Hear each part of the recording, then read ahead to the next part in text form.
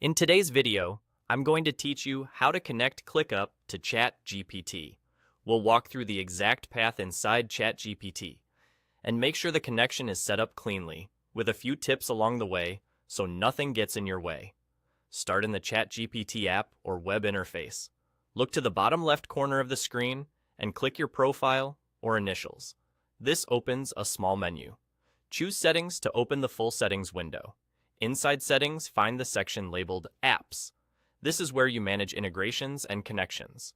Once you're in Apps, select Explore Apps or, depending on what you see, Add More.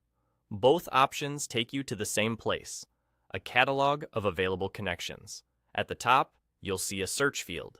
Click into the search field and type ClickUp.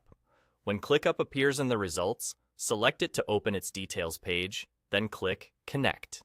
From here, simply follow the on-screen instructions. The prompts may ask you to confirm that you want to connect, choose a workspace, or allow specific permissions. Read the permission summary so you understand what access is being granted, then continue. If a new window opens, keep it open until the process completes. If you're asked to sign in, make sure you use the correct account that has access to the workspace you want to use. When you're done, you should be brought back to ChatGPT with a confirmation. A quick way to verify the connection is to head back to Settings and return to the Apps section. You should now see ClickUp listed as connected, along with an option to manage or disconnect it later if you need to. If ClickUp doesn't show up in search, try refreshing the page and checking your internet connection.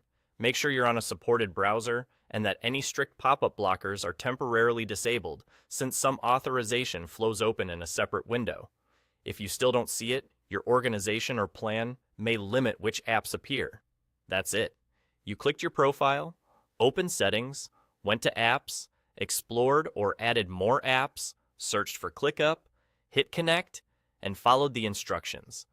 With the connection in place, you're ready to use the integration as intended.